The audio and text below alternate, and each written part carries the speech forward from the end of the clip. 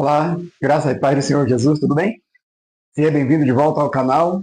Espero que esteja gostando dos vídeos. Fique até o final para entender do que se trata esse vídeo. Eu espero que você esteja fazendo isso com os outros também, assistindo tudo até o final, porque a gente sabe, não se deve julgar um livro pela capa, um vídeo pela capa, ou pelas primeiras coisas que você ouve sem ir até o final. Aliás, quase sempre é assim. Seja um filme, livro, vídeo, o importante é você ir até o final para entender do que se trata sem se fechar por causa de alguns preconceitos. O que eu queria falar hoje é mais uma daquelas coisas que ficam ali na cabeça da gente, sabe? E sempre diz assim, o que é que isso realmente quer dizer? E às vezes a gente não tem explicações no momento, mas fica sempre uma interrogação. Queria falar sobre um título dado a Abraão, que a gente com certeza já ouviu muito por aí, que é Abraão como pai da fé. Quando você fala em pai, o que é que você pensa? Claro, não estou querendo que você faça uma coisa tão ampla, não, mas algumas coisas bem específicas. Pai geralmente é aquele que traz ao mundo, que dá luz, que gera, né? Que traz a existência, que dá origem.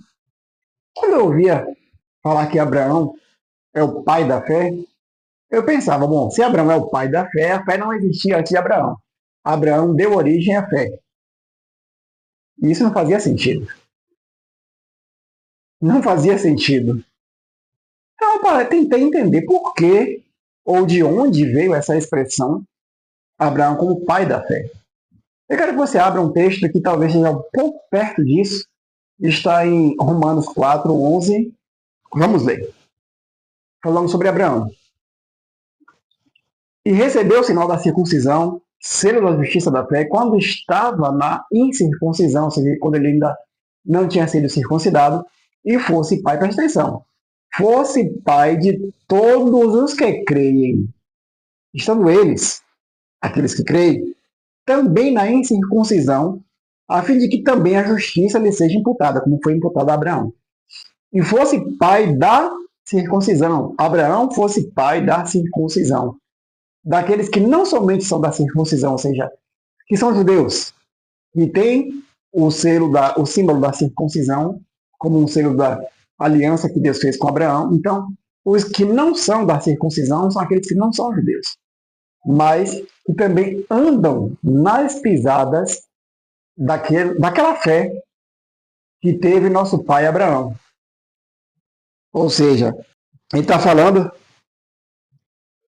que andam nas pisadas da fé de Abraão, nosso pai, que tiveram na incircuncisão. Ou seja, Abraão, quando criou, Abraão ainda era incircunciso. Porque a promessa de que havia de ser herdeiro do mundo não foi feita pela lei a Abraão ou a sua posteridade e sua descendência, mas pela justiça da fé. Esse texto de Romanos, também um outro lá em Gálatas, que Paulo vem trazer uma revelação, digamos assim, para judeus e também para não-judeus, sobre como Deus trata o homem, não mais sob os auspícios da lei, mas agora sob a ótica, a perspectiva da nova aliança. Deus fez uma nova aliança e isso é irrefutável. Então ele sempre está trazendo esses contrastes, desde aquele que eu falei com vocês, a letra mata, tem um sentido, e é esse sentido que ele traz aqui, a lei e a graça, né? Ele faz esse contraste, e aqui ele vem falando de Abraão. Quando foi que Abraão foi justificado? Muito antes da lei. A lei só veio 430 anos depois de Deus chamá-lo da sua terra para a terra prometida. Então, a fé fez com que Abraão fosse justificado. Aí ele diz, no 14, pois se os que são da lei são herdeiros, logo a fé é vã e a promessa é aniquilada, porque a lei opera a ira. Porque onde não há lei, também não há transgressão. Portanto, é pela fé, para que seja segundo a graça, a fim de que a promessa seja firme a toda a posteridade. Não somente a que é da lei, ou seja, os judeus, mas também a que é da fé de Abraão, seja judeu ou não, mas que creu, o qual é pai de todos nós. Então você vê lá no primeiro versículo 11 que nós lemos, pai dos que creem. Logo em seguida também, pai da circuncisão. E agora ele diz o qual é pai de todos nós. Todos nós quem? Os que cremos. Versículo 17, como está escrito, por pai de muitas nações te constituí, perante aquele no qual creu, vá saber Deus, o qual vivifica os mortos e chama as coisas que não são, como se já fossem, ou seja, Deus chama a existência aquilo que não existe. É o sentido dessa passagem. Não é chamar as coisas que não são, como se Deus estivesse dando nome a uma coisa. Não é isso, não é dar nome. É chamar a existência. As coisas que não são, é que não existem. Né? O verbo ser é o mesmo que existir em várias passagens da Bíblia. Deus chama as coisas que não são como se já fossem.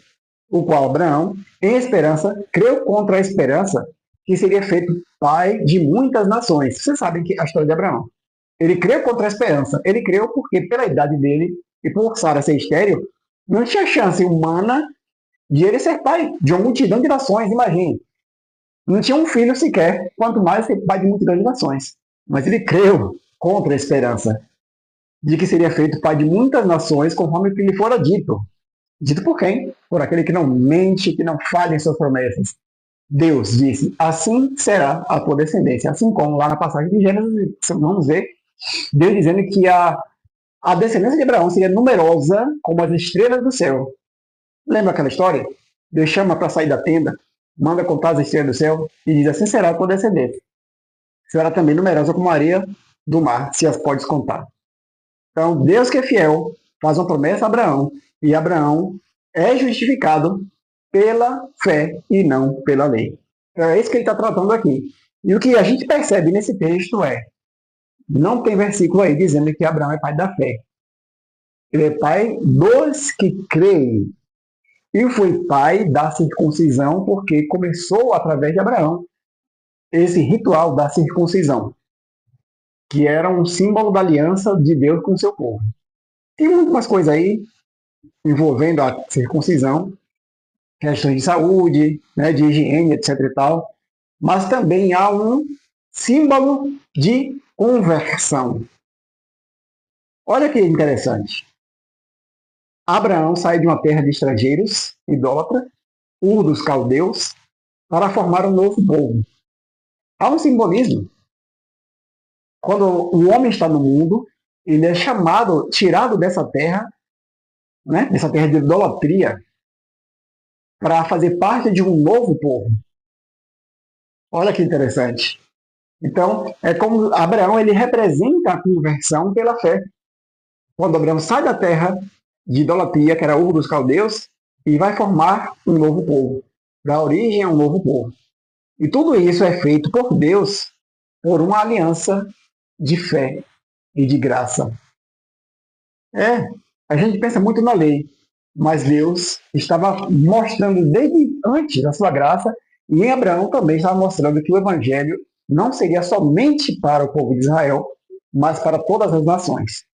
Por isso ele diz, em ti serão benditas todas as famílias da terra. Nele, ou seja, no seu descendente, hoje nós sabemos que é Cristo o Messias, o descendente de Abraão, no qual todas as famílias da terra são benditas. A gente vai agora para Gálatas, para a gente ver mais um momento em que Paulo menciona a questão da fé. No capítulo 3, versículo 7 diz, sabei, pois, que os que são da fé são filhos de Abraão. Então, quem é filho de Abraão? Os da fé. Mas não é a fé que é filha de Abraão. A Bíblia não diz que a fé é filha de Abraão, não diz que Abraão é o pai da fé. A Bíblia diz que Abraão foi feito pai dos que creem. E aqui ele diz mais uma vez, Paulo diz, os que são da fé são filhos de Abraão. Não é interessante a gente perceber isso? Voltando ao que eu falei no começo sobre o conceito, a ideia de pai.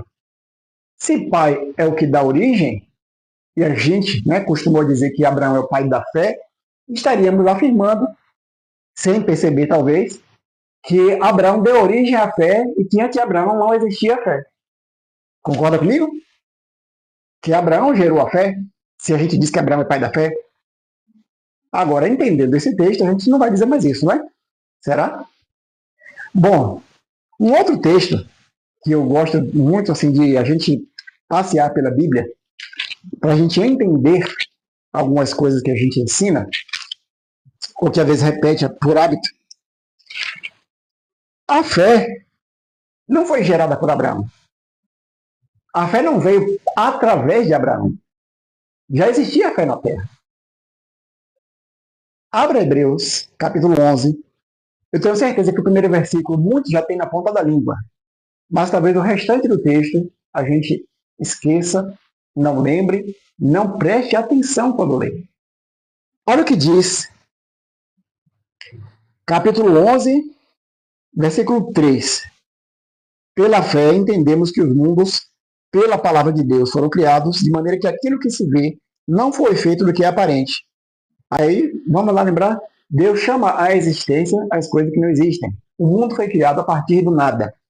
Seria uma outra palestra, né? Palestra não, um outro vídeo, né? Que Deus criou ex nihilo, a partir do nada. Chamou à existência o que não existe. Mas vamos aqui para o texto. 4. Pela fé, Abel ofereceu a Deus maior sacrifício do que Caim, pelo qual alcançou o testemunho de que era justo. Ele alcançou o testemunho. Ou seja, outros deram testemunho a respeito de Abel, que Abel era justo. Não foi Abel que deu bom testemunho. Deram testemunho dele, de que ele era justo. Dando Deus também, ó, Deus deu testemunho dos seus dons. Dádivas, né? Não estou falando de dons espirituais, não. De dádivas. E por ela, pela fé, depois de morto ainda fala. Ou seja, mesmo depois de morto, é como se Abel ainda falasse, porque mostra como Deus se agrada de pessoas justas.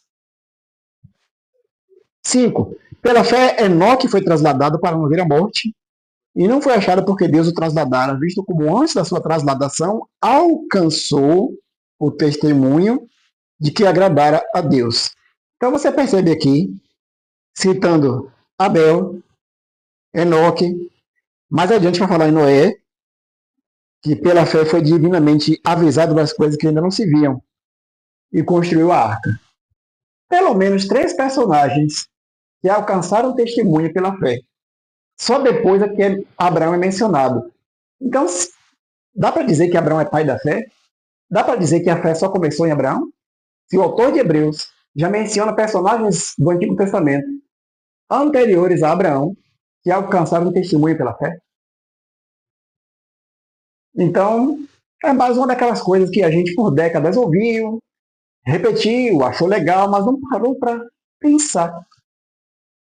Não é verdade? É isso, queridos.